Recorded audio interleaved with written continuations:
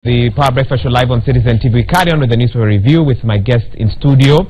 A big talking point that has dominated the first part of our discussion is the pronouncement by 20 envoys yesterday demanding restraint from politicians over a repeat election stalemate, saying they risk tearing the country apart, but nevertheless saying that the election should go on and anyone concerned with preparations for this election should go to court, as this is the legal avenue. We had that story last night on our 9 p.m. news. Let's take a look at it again.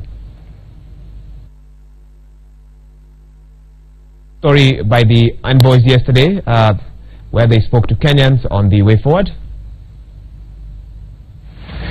2 days before the 26th October poll, uncertainties linger on whether elections will go on as planned. The international community now asking NASA to reconsider its boycott. They won a historic decision on the 1st of September.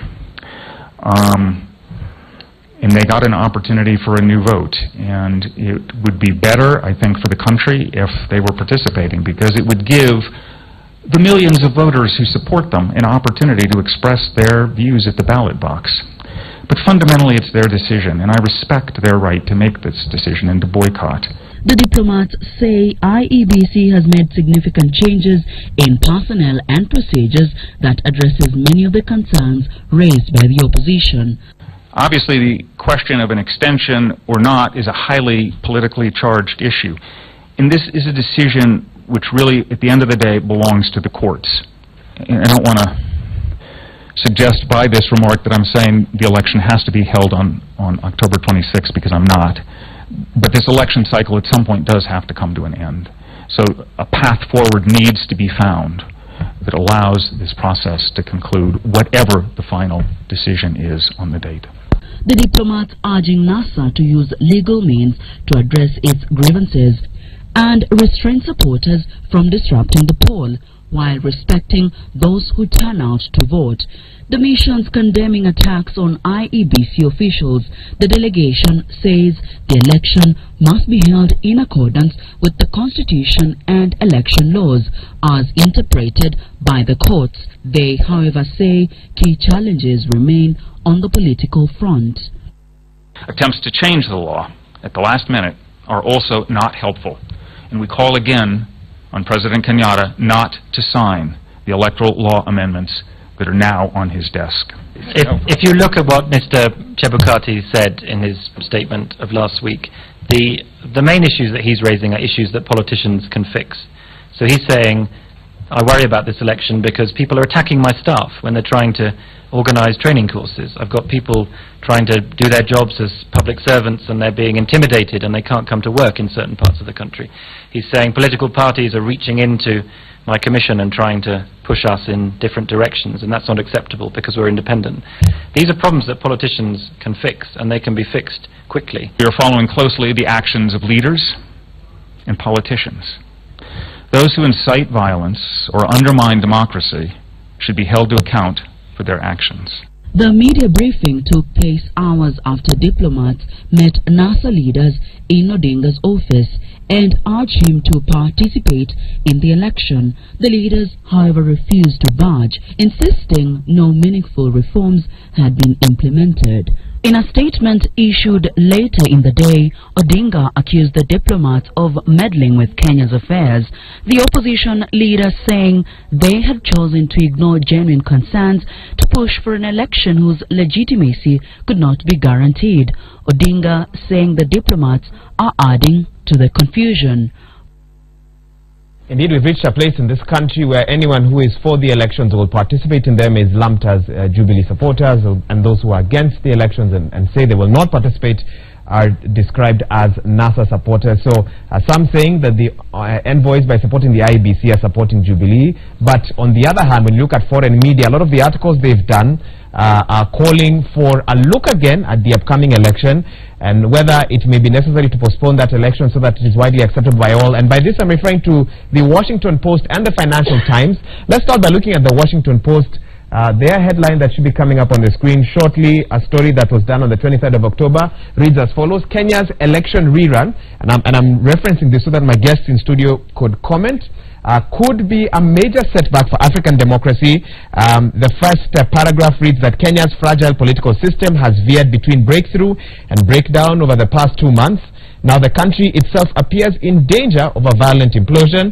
The government insists it will go ahead with a rerun, even though the incumbent's principal challenger has withdrawn, and senior officials have warned that the outcome will not be credible, and they go further into this. You can go online and have a look at that.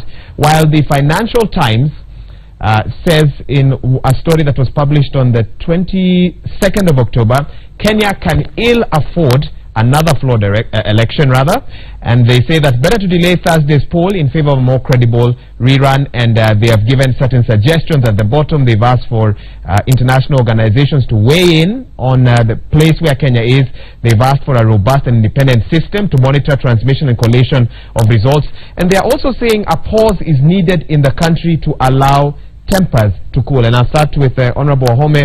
On one hand, foreign envoy saying, you know what, let the election happen, respect the law, and NASA, can you please participate in this election?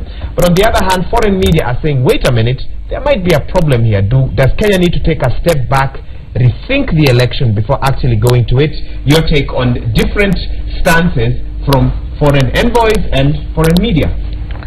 Okay, I don't know what the foreign media's position is informed from, or what informs them.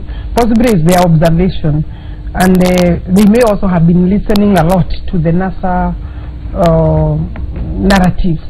As opposed to the Jubilee, as opposed to the Jubilee. Yeah, I mean the media picks stories from different sectors in terms of their information, but the diplomats have been with us on this process. Some of them have supported the process, or most of them have supported the process, and they understand because they are locally now based. They have collected information. They have their experts advising them also.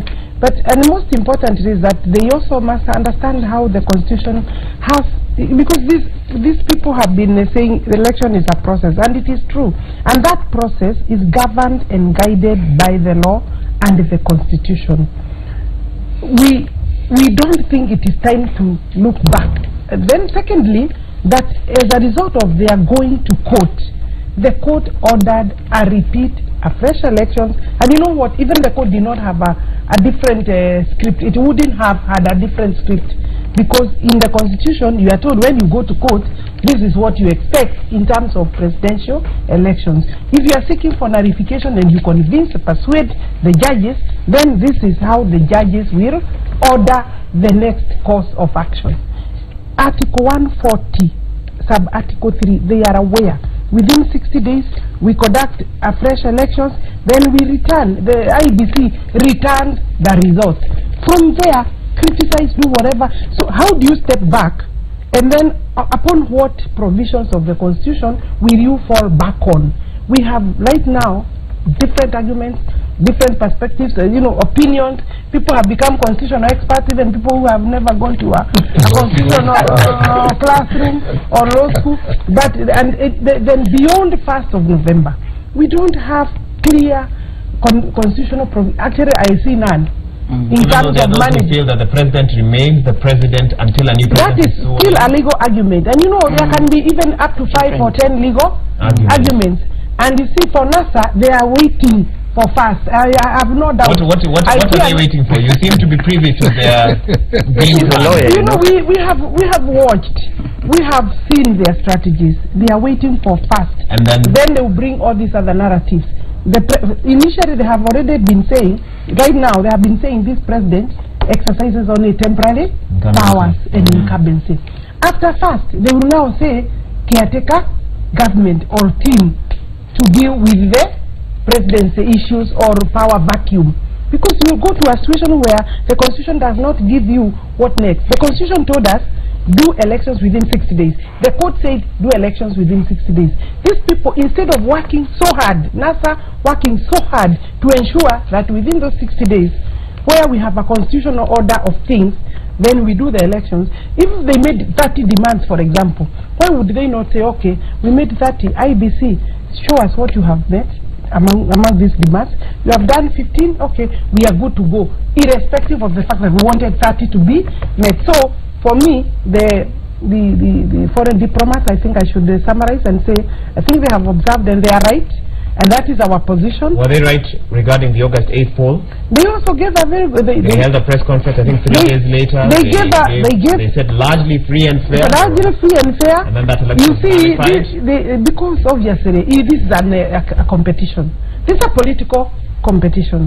Okay. And the competition is determined by the number of ballot papers each party gets, or each person gets. If you can allow me to interrupt you. Yeah. And I want you to confirm this. I believe you moved to the High Court, I think yesterday. Alice Wahome? Yes. Yes, I did. To issue orders to NASA to stop calling and protesting. In a certificate of urgency, you've asked NASA to be restrained from interfering with the presidential election set to be conducted the day after tomorrow. Yes. You further want an order issued restraining Odinga from campaigning beyond the campaign window. Yes. And in particular, making any pronouncement tomorrow. I want to clarify that is correct. That is true. And the reasoning behind that? That is true. The reasoning is, after midnight, in all these elections prior to this and moving forward, because there are those, the IBC has not called off elections, and there are regulations that guide campaigns, statements, political movement in terms of elections. Because otherwise, if I can campaign until the morning of elections, I would obviously then go to the ballot to the polling station to campaign there. There are provisions within which you conduct your election. Why don't you want Raila to speak tomorrow? Because nobody, not just Raila, nobody should speak. We're here speaking in studio. No. He said on 26th it will be the mother of all. 25th. No. He said on 26th. Yes. He said he will communicate on 25th. Yes. Then he also said on 26th there will be demonstrations. It will be the mother or the father. I don't know why they never say the father, because this is a father. Father. No, they want to bring sanity to that thing, because mothers are sober. Of all demonstrations, that for me then requires interrogation under the law, because we are saying you can't do that, and especially when you are saying demonstrations. Demonstrations, you are even in your uniforms, your campaign colors, your party colors, you are not even supposed to wear those colors on that day. So I'm afraid that he will intimidate those who of us. I want to vote myself. There are many Kenyans who voted on 8th August, over 15 million or around there. And we would like to go and vote peacefully. We don't want to hear now anything from these people or any, and the law is clear. Don't. Okay. Yeah. Okay. You talked about intimidation. I'll come back to talk about Jubilee, violence, intimidation, and violence. Yeah. So I want the court to come in there. Okay. You can respond now. I said earlier, and I'm saying, the envoys are sitting on the fence, and I said they were timid. They start by saying, right to boycott. That is the NASA's right, and they have no problem with it. But they fail to address the issues why NASA wants to boycott. Because that is the only way you can address NASA. If you want to boycott, why? And then if those are addressed, then you can say, then why are you doing it? They fail to do that. Why are they being timid? In your view, I think because they're envoys. Well, they are diplomats. But envoys take a stand in other countries. But let me tell you here, they didn't come out clean in the August 8th elections. They qualified it. They said it was okay, and then the court came and nullified it with facts on the ground. And I get the impression that they actually want to be fair to both sides. Now, if you are preoccupied with sitting in the middle ground and not addressing the facts, that's what happened. Because then they go ahead and say, changing the laws last minute is not appropriate. So on the other hand, they are talking to NASA when they are talking about the right to boycott, and then when they now come to Jubilee, they say now these laws are being changed at the last minute. Now, in either case, they don't come out and say our view on the reasons you are giving for boycotting, our view on the reasons you are giving for changing the laws. They don't come out on that. So they leave you exactly where they are, but it is seen that they have talked. Now you go to the international media. In my view, what the international media expressing is the fear that everybody in this country and perhaps all over the world has, including my friend Mheshimiwa here, Alice, that what is going to happen. So when people have a doubt on the credibility of a process to the extent that they think that process cannot bring the peace that they desire, remember, the ultimate purpose or objective of election is to bring peace in governance after that election.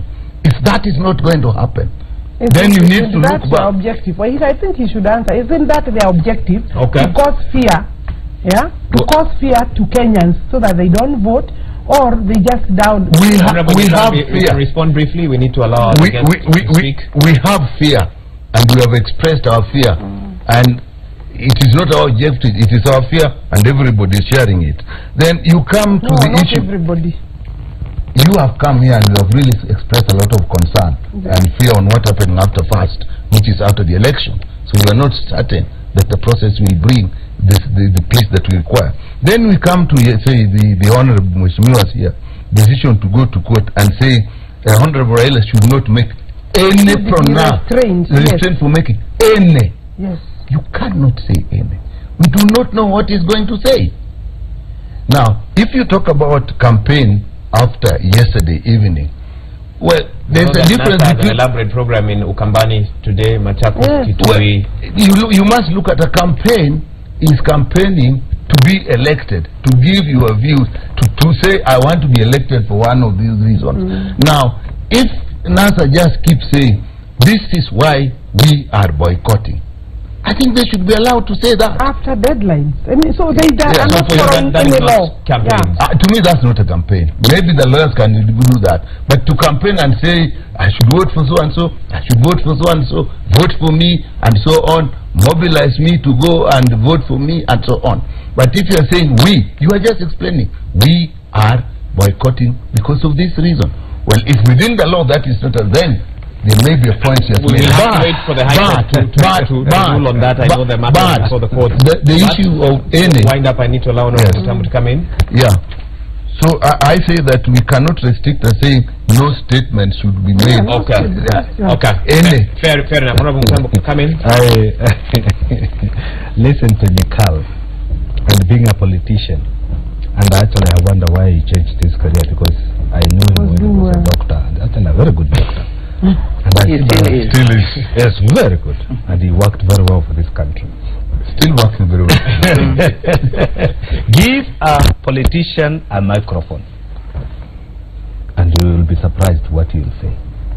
So when he tells us that they will move across the country telling people to boycott, I don't think that is the case. And advocating for the subject of election, telling people don't do this, it is simply campaigning. You cannot define campaigning as just asking people to vote for me. When you are campaigning for yourself, you campaign for those people not to vote for the others. So that system is one and the same. I also wanted to comment on the international media, which actually has elaborated very well and executed very well, that their opinion. I'm wondering whether they are suggesting, or they are giving us this suggestion, whether they have read our constitution, and if they know what our constitution says when it comes to a repeat election ordered by court. It is casted in this book that go do this as per the laws which we have for our country, not for the other country, for our country. And what does the law say? It says the orders which has been given by the Supreme Court, even if I'm a lawyer, I cannot go there and ask anybody to reverse them. They are irreversible. The only thing we could have done when we got these orders, it is for good Nikal and the professor here to say, okay, what we need to do is to persuade the other members of parliament to change this act instead of having the 60 days. Now we talk of maybe 100 or 200 or 300 days so that we can have room to negotiate and to do whatever we want to do, the partisan issues we want to bring in. Today we are 1 or 2 days to the election and we are talking about having a dialogue of issues which we cannot address and cure ourselves. Why? Because we have an order to execute. And we are not telling Kenyans, if these orders are not complied, who will be held responsible for contempt? We are not telling them that. We are just telling them there will be no election. If you say there will be no election, who will be held in contempt of court order? Is it IBC? Is it Chebukati? Is it Raila Odinga? Is it Uhuru Kenyatta? Is it Mutambo? We are not telling them. If I can interrupt you, there are those who feel, and I'm referring to the Financial Times article, that Kenya will more easily endure a shorter period of continued uncertainty than it will the outcome of a disputed election. And no one denies that Thursday's election, no matter which way it goes, might look disputed if a section of the country boycotts it. And so there are those who feel, listen, as much as nobody likes the state that we are in, it is better to thrash out issues now rather than go through an election that is, and by disputed I mean boycotted by a part of the country, and nobody knows what could happen after. What is your take to those who feel that let me tell you something. They should be looked at differently. And allow me to be in the records on saying this. There is no election which will not be disputed. Correct. There isn't. Even though that one for football, even that one for cattle dip, you will hear somebody saying this election was not fair. Even the one for churches, you will hear this one saying, you know, that bishop was not legally or was not rightfully elected. You will hear that because election is a matter of argument and give and take. All right? So it will be there. So what is important for us is just to go by our laws, which actually we fought for this constitution. Everybody fought for this constitution. If it means nothing, it means nothing then to have the 60 days in this constitution, then it is upon these honorable members.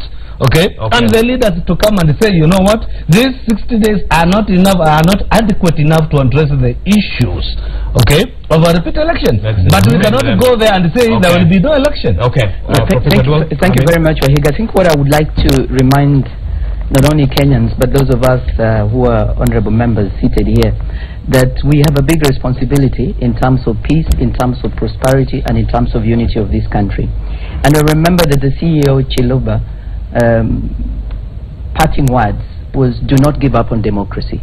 And I want to therefore just remind all of us and Kenyans that democracy really is what it is that we are seeing as we look at the general elections. And the Constitution indicates that elections must be free from intimidation, from improper influence, from corruption. It says that it must be conducted by an independent body. It says it must be transparent and it must be administered in an impartial, neutral, efficient, accurate and accountable manner. My humble submission, I am not a lawyer. I am glad that my colleague and honorable member Alice, who's a lawyer, knows that you can have 5 different interpretations of the same law. This is precisely why any process that we are dealing with right now is political and legal. This is precisely why the Supreme Court will say there were irregularities and illegalities, and it leaves you to now go as IEBC to look at what you can do, as NASA, as Jubilee to look at what it can do. My submission is really very, very clear, and it's been consistent, and I'd like to tell Kenyans that this is really the position of NASA. It was clear that Kenya, having gone through elections, this is not about church, about what, it is very unfortunate to trivialize what Kenya has gone through in general elections. We know where we've come from in 2007. We know what happened in 2013. So when we look at the opportunity that we had as leaders in 2017, I find it extremely unfortunate that we would dismiss what has been a consistent call by pro-democracy fighters, indicating we just don't want an election for an election's sake. We cannot spend 12 billion Kenyan shillings. We cannot put people against their cousins and brothers in different. We cannot put Kenyans of different ethnic groups who have lived very, well together by insisting on a law which we ourselves know has the spirit and has the letter. I would like to submit that when we hear the envoys, they are telling us there is a law, but there is a spirit and there is a context in which Kenya is engaging. They are telling us, do not push Kenya. And the only answer, I think we said it here off air, is that you have the law, but you also have a bipartisan approach, which we've done before. You bring the key political players, and you get the law, and you genuinely think of Kenya. Don't think of getting power for power's sake. Don't think of retaining it. Yes. Would the National Super Alliance have been as eager to have a bipartisan approach to continue fighting for the rights of Kenyans if IEBC had declared them the winners of the August 8th poll? I think it depends. I mean, really, you know, that question I think is very unfair. So let's ask questions that are relevant. The question has been, in Kenyan's history, we have had independent bodies that were intended to carry independent elections. History serves us right that they have fallen short. In every case, NASA has come to say these were the challenges.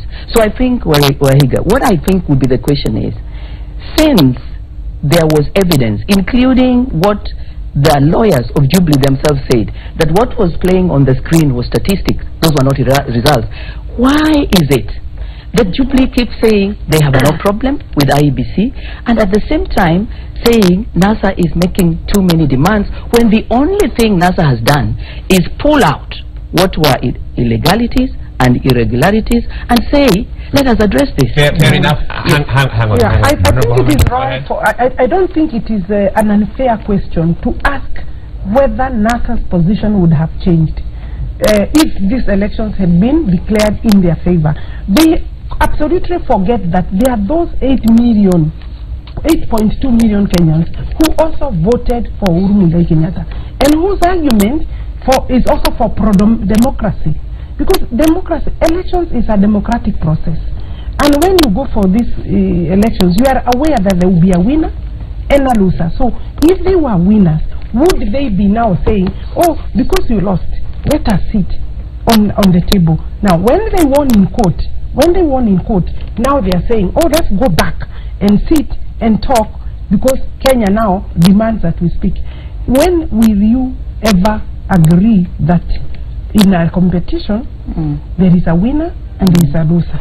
And that's why we are saying, when we go to the next elections, again the Kenyans will have the opportunity, not a few people sitting down dialoguing and agreeing that, oh, 1, 2, 3 change goalposts here and there, and then you subvert the will of Kenyans. We are feeling that you have forgotten that there are those people who voted and they are now waiting again to vote.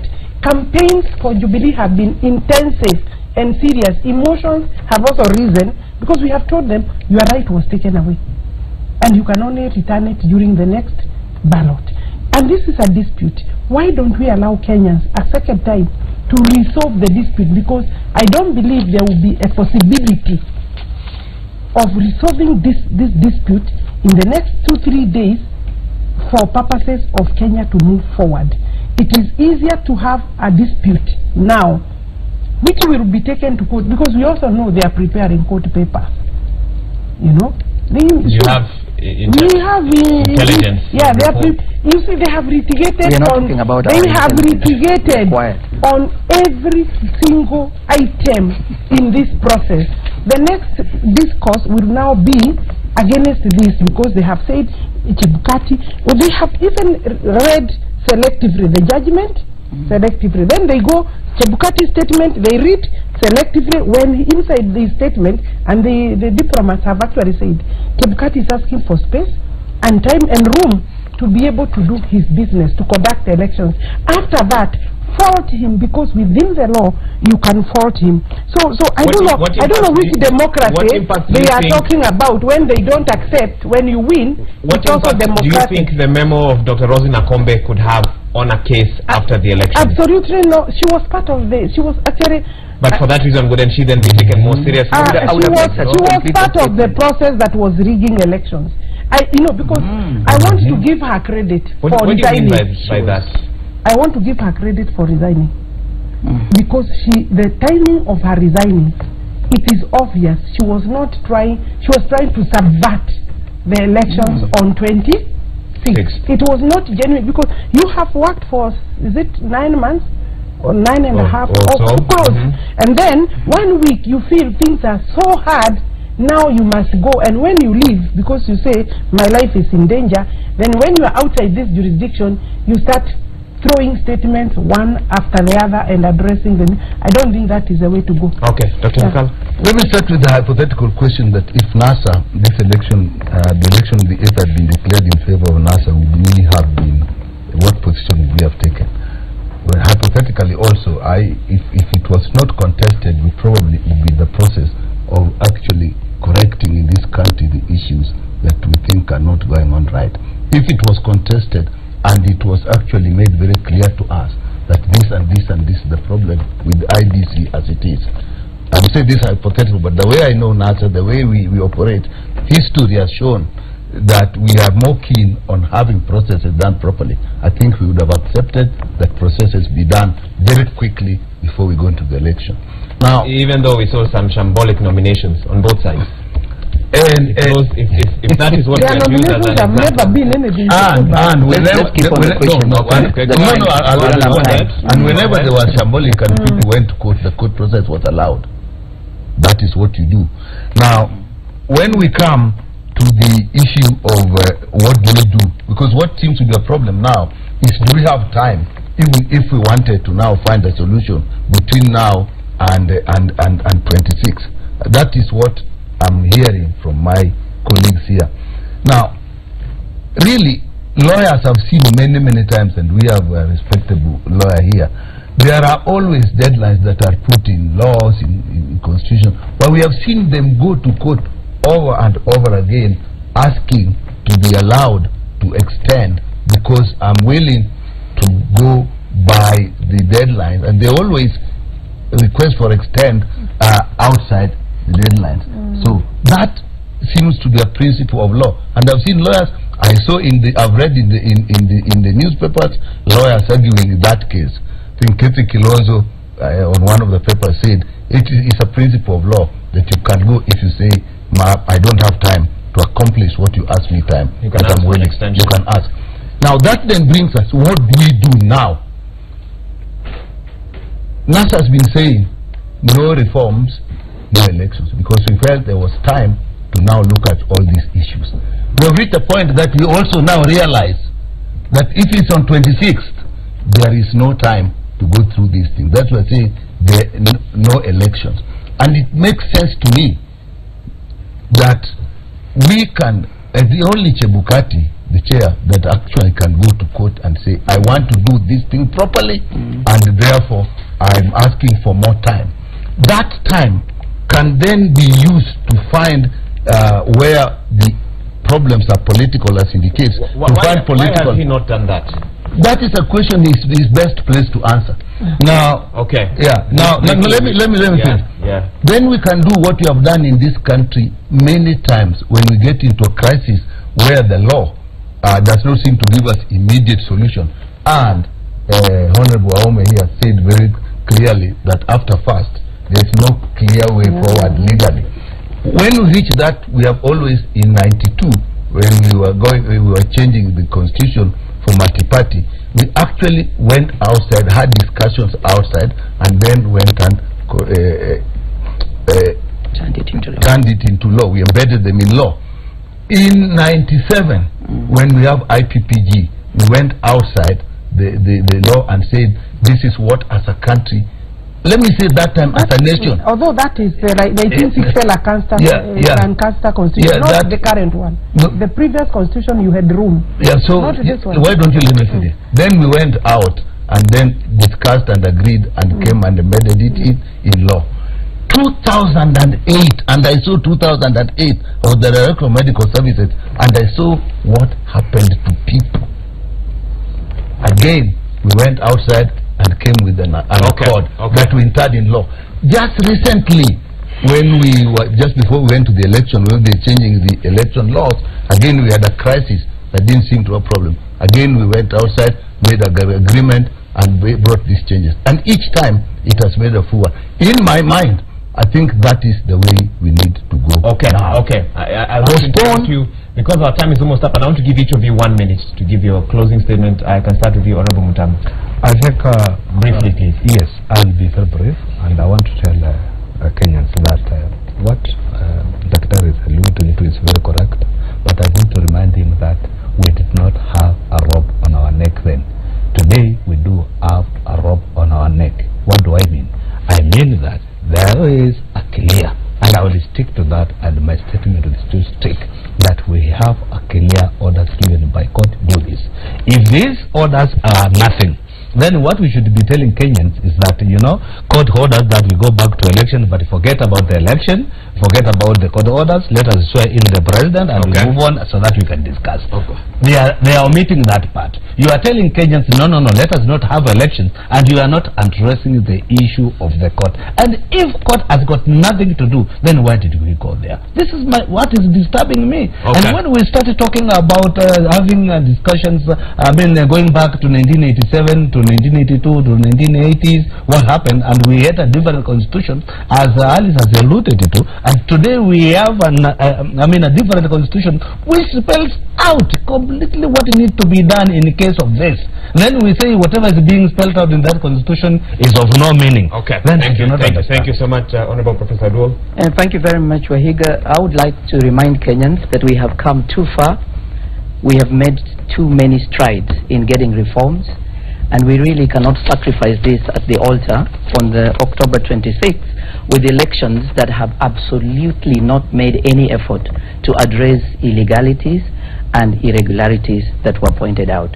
We celebrate the historic position that Kenya had as the country that would look at elections and would say, handle this matter and then come back. This has not been done. I want to remind Kenyans that when you believe in a cause and when you believe in the people of Kenya and not just in getting power, it is important for you to be prepared that you might have to sacrifice, and you need to come out and speak for the country. And therefore I want to remind Kenyans that what NASA is saying, they can look at what NASA has said before, they can look at what NASA has stood for, and they can see that NASA has never ever gone back on the irreducible minimums, and NASA has reached a point where, unlike what people might say they are campaigning, they are simply telling Kenyans, stand up on your rights. Remember that you are the people, the sovereignty is with the people, the people's right should be heard in general elections, and the way IEBC is currently, this will not be done. And just finally, Wahiga, the person who should be going to the court, in my view, is Chebukati. IEBC is the one that should be going to the court, because IEBC needs to tell the court we have not been able to put our house in order. Thank you. We have made too many prescriptions for Chebukati from the NASA angle, and I think it is time to leave Chebukati to make his own independent decisions. IEBC is an independent body, and it has been extremely unfair for NASA to be the one who become the referee and at the same time a player. In these particular elections, they have said they are not participating, and from today, from last night, they should keep quiet about the elections where they don't have a stake, because once they say they are not participating, they should not be seen to want to influence the direction the elections go, and especially calling for demonstration. I'm moving to court this morning because I think Honorable Raila Odinga and his team should be injected or restrained by a court order to stop him from making inflammatory, inciting statements in respect of the coming elections on 26. Kenyans must refuse to be taken to a political wilderness by NASA, because that is where they want us to head to. We'll have to wait and see what the High Court does in terms of giving directions. Your last statement? Kenya is too important to be allowed to go down a route of destruction by having an election on 26 that will not really bring peace. And what NASA and IBC, as I would put it, are keen on getting done on 26 is not really an election. That's why we're saying there will be no election. What I think should be done is really find a way of putting this forward and give a dialogue a chance so that we can go and look at all the issues that has been raised. And all these court cases that our respectable lawyers are going to court, stop this, these are small ones.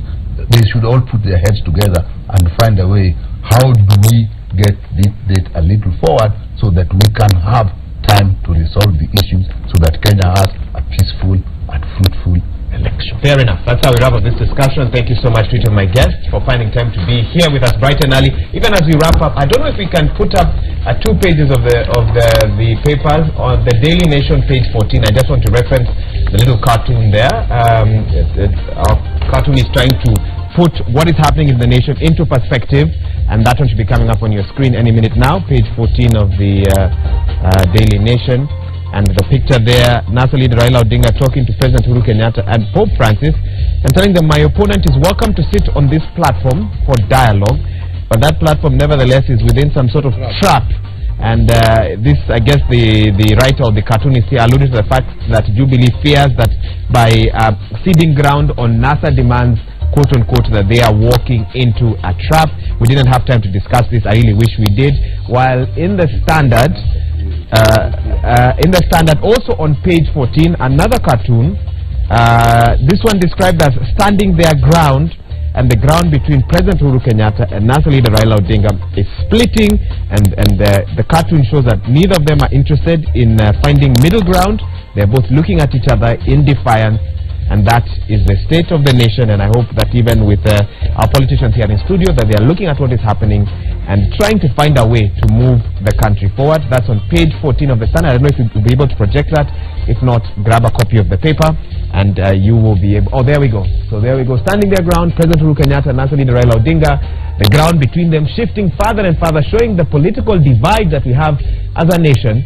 And I guess the only question is who will come and help to bridge that gap. That is what Kenyans are asking. And that's how we wrap up the program for now. But the Power Breakfast Show is not over. There's so much more happening on the other side of this break. Keep it Citizen TV. We will be right back.